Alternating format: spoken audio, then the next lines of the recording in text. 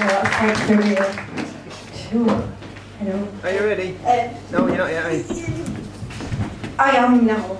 Okay, off we Okay, I'm here to talk about why metaphors are lies. It's a particular problem for me because I'm a poet. Metaphors are a tool of my trade. It's like being a plumber who is phobic of toilets, or if Bruce Forsyth suddenly became allergic to his toupee. It's like that. I've tried to combat it. In my poems, I wrote the line, metaphorically speaking, a metaphor is both a lock and a key. Didn't help. I write poems without metaphors. Appropriately, this one's called Etiquette. I always say thank you to the driver as I'm getting off the bus. Saying thank you very much would be making an unnecessary fuss, since he was probably going that way anyway. It didn't help. I think it's not just that in my head I think metaphors are lies, but that conceptually, in my body I think they're lies. And it's one of several autistic traits that I have. Another is that I fail to recognise faces very well. On our second date, my now husband apologised for having shaved his beard off between our first date and our second date when I told him about my face blindness. And I had to confess I had not even noticed that he had a beard.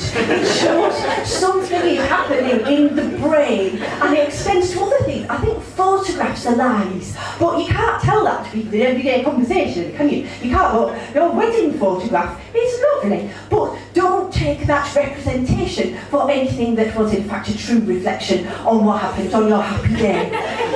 Don't get invited to many weddings anyway. No, it's probably alright.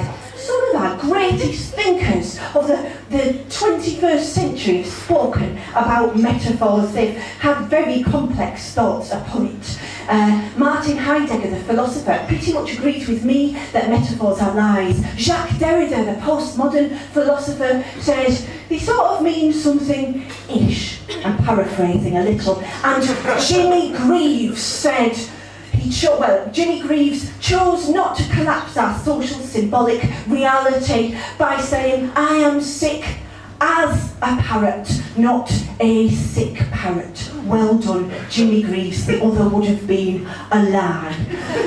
I think coming from, we're still on Heidegger, okay, we'll talk a bit more about, no, it's alright. Coming from Yorkshire is maybe part of it as well, because of course, in Yorkshire, we like to call a spade a spade. We don't mess about saying, I am a walrus, when quite clearly we are not. I am a rock. No, you're not a rock at all. It's a lie. I can come up with jokes. I think jokes are an equivalent of metaphor, but truthful, because no one expects you to believe them. For example, take a random one-liner. The Tim Vine one-liner, I got some Armageddon cheese. It said on the packet, best before end. He doesn't want me to believe that he actually went out and got some Armageddon cheese and they actually said best before end. But when Shakespeare said Juliet is the sun, he sort of wanted you to believe that she was Juliet and the sun at the same time. But she just isn't. Good.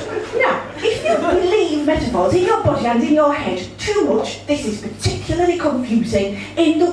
I finished the talk before, the slides before the talk just started to happen to you, and then you're like, 5 o'clock, no reason at all. That's not my confusion though, all the time with metaphor. Anyway, in love, very confusing. Love itself is a metaphor, and yet if you at some bodily, instinctive level suspect that a truth is being missed, then you may have to do extreme things like I did to get to grips with the reality of love and touch.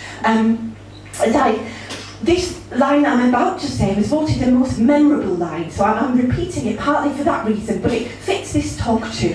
What I actually did was, I went to Shap Village Hall to a tantric sex workshop, and I stroked a man's willy in order to get from representation to reality.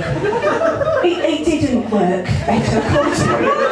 It actually didn't work at all. But anyway, Sting, apart from that, he's a great role model, except in his unfortunate use of metaphor.